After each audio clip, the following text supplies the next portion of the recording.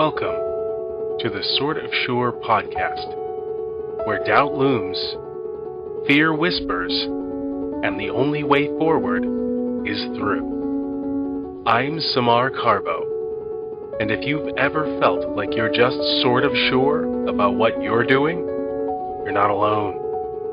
This is where we face the uncertainty, push past the hesitation, and keep going anyway. So take a breath, step in, and let's move forward together.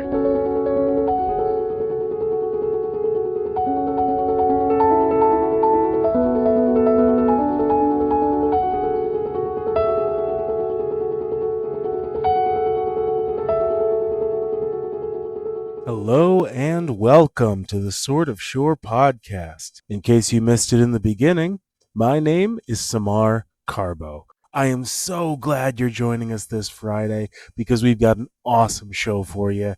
We've got Justin Mezetin of the Queer Changemakers Podcast. Sure, he'll do great at introducing himself. But before we get to that, if you have a story of imposter syndrome or self-doubt, shoot me an email at sortofsurepod@gmail.com. Let's have a listen. Hello, I am Justin Mezetin. I am a software developer, community builder, and lover of fun. Fun and bad jokes. We love a bad joke. I'm in the Washington, D.C. area, and I do a number of things in our community. My background's in tech, so I do a lot of tech events and tech community events. And I'm also part of the queer community. So I also go to a lot of queer community-based events. And on the best weeks, I get to do all three at the same time. So glad to be here. Super glad to have you. As you're going through Seventh-day Adventist sort of coming out, what was your internal conversation? When I first started exploring queer community, there were some people that were like, oh, F the Bible, forget family, right? Like, do you be like, just go. And I was like, it's easy for you to say that, but like, I can't, that's I wasn't able to do that. Mine was more, am I okay? Am I wrong? What does this mean? What will family think? What will my grandmother say? What does this even look like long-term? Because one of the challenges about growing up in a religious environment or any environment is you all grew up there, right? Me and my brothers, we all grew up in the same place, right? We all went to the same churches and the same things. So like every argument they have being like, here's why you're wrong, Justin. Like I already had, right? Like I was there at the same time. We read the same books. No one ever added more to the conversation. All they did was this is the normal. And it's like, hey, guess what? That's been me already, right? Like I have it. And then I have books on the other side. And I have books on a lot. Like there was one time my brother was visiting and they stayed with me for one of my brothers stayed with me for a couple of days. And like on my bookshelf, he saw like the 8 queer Christian books that I had of like Stranger at the Gate or Torn or like Radical Belonging, like there's a bunch of different books. And then later he was talking to me and he was like, I didn't realize that like, that's something you had to deal with, that we just thought you were good. We just thought hey, you made a decision and there you go. And there's not that other side. So I did have to go from a place where am I wrong? And like make peace with my difference as not being wrong, but just being different. And, still there are times talking to Adventists and families that are still like, oof, can't believe I used to believe some of these things and to treat people similar ways, but I give myself a little bit of grace so that I can give them a little bit of grace, and then I like go back to my better communities that are fun places to be, where people are worried about more specific and important issues that affect not only us but all of our communities. Awesome. So what was the like internal conversation, like self-talk around all that as you were going through it? So at first, a lot of it was, how do I find the permission, right? If someone's going to come at me with the usual Bible verses or whatever, like, how do I respond to them in ways that they'd understand? And then also, like, what will my grandmother think? It's like one of those questions that just come out. And I was reading this book, Stranger at the Gate by Mel White. And like, written 20 years before me, probably, maybe more. And like he had that same line. He was like, oh, but if I come out, like, what would my grandmother, what would I say to her? So I feel like that little, like, wait a minute, that's sort of my story, but Yeah. you're an older white Catholic, and I'm a Black Seventh-day Adventist from the Yeah. city. So very different experiences, but like that resonance was helpful. And like the conversation for me as well was just like, how do I make it make sense? Mhm. So I don't really know how I eventually answered it, but I do think being in community and seeing my queer friends all up and down the spectrum of how out or in the closet they were, or just like flamboyant or feminine or whatever. And it was like, oh, but I love them. Right. So like Yeah. if I could love them, then I should probably love myself too, like for wherever I am on that same place. Yeah, yeah. So I think some of those early friends that I made along the way who had conversations with me, who was like, "Hey, come out with us," and I'm like, "I'm going to church tonight. I don't go out on Yeah. Friday nights," or something else. They're like, "All right, cool, Justin. We'll see you later. See you later in the week Yeah. or something." I think them giving me grace and space to be in community and to accept me on my own journey, I think was definitely it helped with the self-talk because I got to like love the people around me, which reflected parts of myself that also needed that same love. Oh man. I love that so much because there is that aspect of I am the community. If I can love Mm. them, then why can't I find that same thing for myself? But and of course, the answer is who we were raised to be, right? We were Yeah, told yeah, that it's easier to love someone else than ourselves because yeah. of course we're everybody else is judged by their actions. We're judged by our intentions. Mhm. Um, and what would you say that's an external thing, finding love for yourself at the time, or was that an internal journey that you embarked on? It was definitely more external. Like, so Mm. I'm the third of five boys. Oh boy. Grew up in New York City, live in the DC area, and like church was one of those weekend long things at times. So just Yeah. like being around people and community was just like that's just the water I drink, that's Mm. the air I breathe. So like yeah, like there's never been a time where I was able to really separate myself from everything else, right? I think as I've gotten older, I've been able to take more time for myself and see some of the things that make me different or unique. But I think just being in group environments basically all the time, I am part of the community is part of me, and we're all working together. So it definitely started for a lot of it has been external. And I guess in Mm. more recent years, it's how do I not rely on community too much, but also like think of the individual and have some of that personal growth. And that's even one of Oh, my edges right now, where it's like, how do I'm gonna disagree with these people I agree with. yeah. Right? But like, and we'll still be there. You like that Yeah. movie? I hated it. For this reason, and but like, let's still go and like have dinner because Yeah.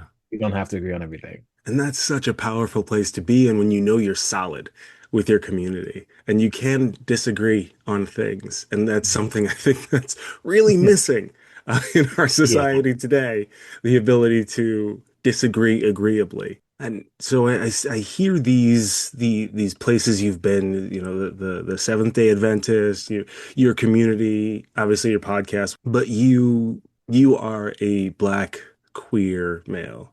Um, there is Yeah. a sense of otherness there.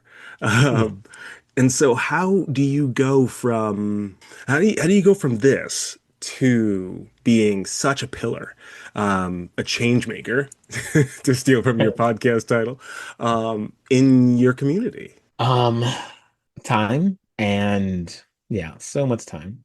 Um, Mhm. so much. Uh, yeah, like let's say the journey that I've been on has been almost 20 years. Not quite yet, but almost that. And I think when I first started, like I said, it was like, let me find people outside of my communities because outside of my initial communities. And then finding those friends and seeing much bigger ways to see the world and to even see religion and spirituality. I think that sort of kicked it off. And then also there was this thought that like, what if my community fully rejects me and I have to like start from zero? Mhm. So post college, it was like, you know what? Let me make friends that I didn't go to college with. Let me go out. Where can I volunteer? Like, what groups are happening? I did tech, so like what tech related events are happening for professionals, what career events, what like volunteering things were.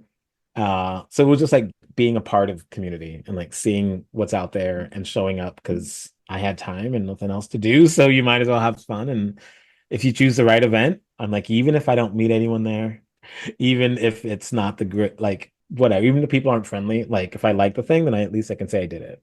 Volunteering at like a food bank. Hey, I might make a new friend out of this, maybe not, but at least I can say I did something. Yeah, and the worst that'll And happen is you fed people.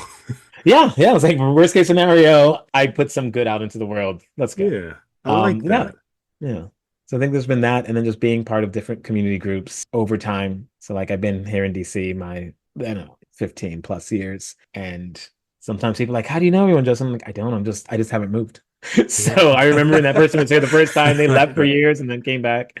And like sometimes a new sport group or something pops up, and I'm like, let me try it out. I got nothing to lose, and you might make a new friend or two, or learn you don't like a new sport, which Yeah, it's gonna happen. which is fun and exciting to learn that. Yeah. It's one of those things where at first it was like I can tolerate myself or accept my sexual orientation.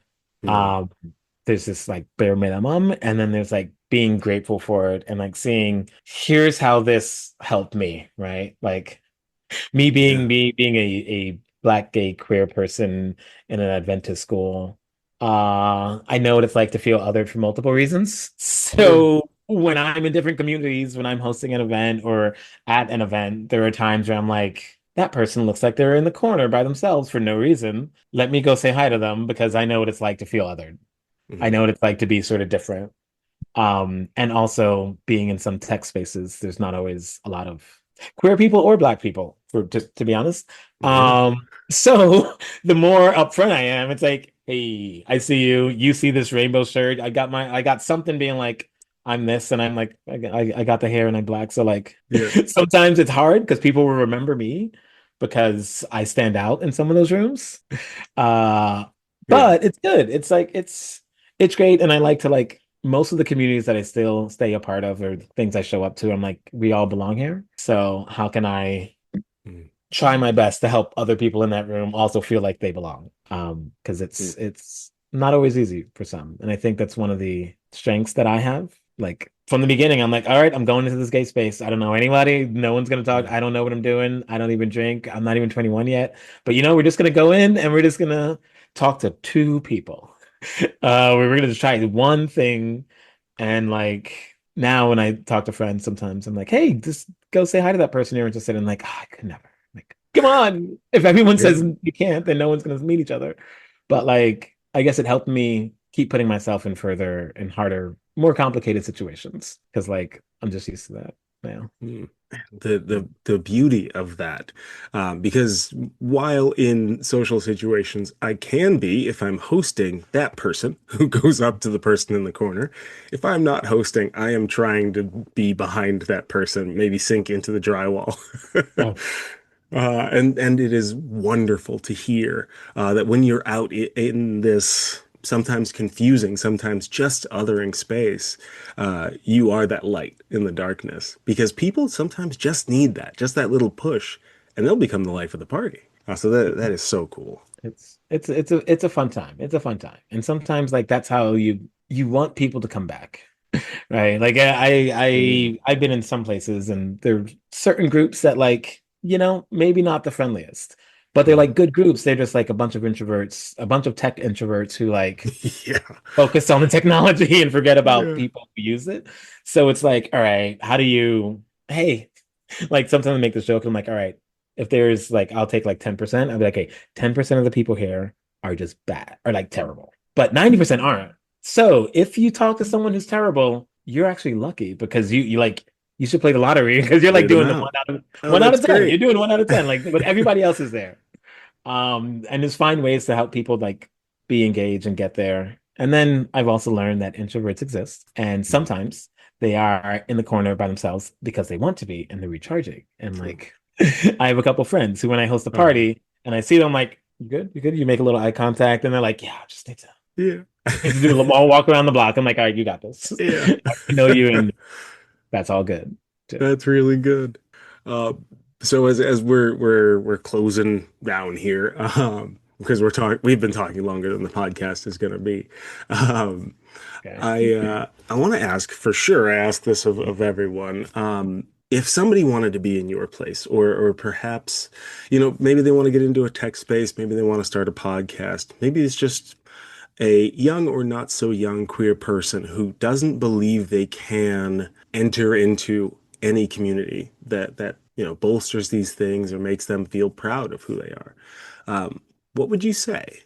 That is a good question. Is what people say when it's a hard question and they figure out an answer. But I think what I would say is, okay, no one determines who belongs in most spaces. So if you have a reason to belong in that space or you want to belong in that space, like you get to decide that and then show up in that way. And then the other side of it is, if you do show up in that way and you do get rejection, confrontation, or some kind of pushback, then that space may not be for you right now. Like it's that when I talk to a friend who's at a bar and they think someone's cute and they're going for them, I'm like, just go say hi. If you say hi, you automatically have bonus points. And if the person is like rude that someone said hi to them or is like not about that, I'm like, you just got rid of a good one, a bad one, right? Right? If someone's gonna be like, how dare you say hi to me? It's like, that sounds like somebody I don't need to talk to, because what are we doing? Right. Right. Yeah. So yeah, I think you bring your own belonging. Ooh, Much easier I said hope than you have done. that written down somewhere. You bring your own belonging. I love that. Oh, that hurts, because I'm like, I think of the times when I need to hear that for myself. Even still today, there are times where I'm like, oh, I should have worn a suit to this place.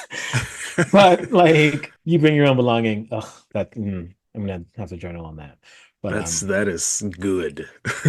yeah, and there's a community for everyone. Mhm. So like, find your community, find the thing, think about the thing that you enjoy, and like find the other people who are doing that. I'm in a city, so it's much easier. But like, if you're out and about, like, that's what the internet is good for at best. Finding people who are really into these really specific things, finding people you can laugh with, nerd out on random anything, and just remind yourself like, oh wait, I like this.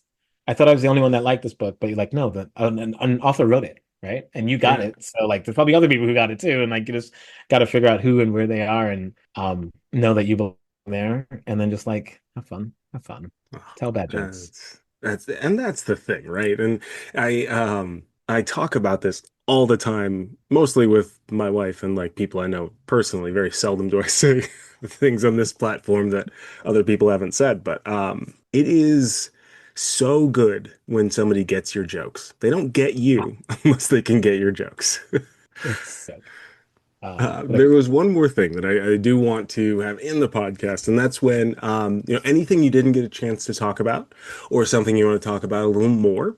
You're just free for all, whatever there is. If we covered everything, great, but the floor is yours for that. I guess one thing I can mention is, yeah, I do have a podcast called Queer Changemakers, interviewing queer people, telling their journey, their story into what they're up to these days. So there's been artists, coaches, entrepreneurs, people who work for different nonprofits or organizations. And it's just fun to get this set of variety of perspectives of queer people and how they're out there already changing the world. So that's fun. That's fantastic. I love that. Well, thank you so much, Justin, for being on the Sort of Sure podcast. I'm really glad we had you here. Well, it's been a pleasure. I enjoyed this very much, and I love having new podcasts to listen to, and I look forward to hearing some of the other people and how sort of sure they are.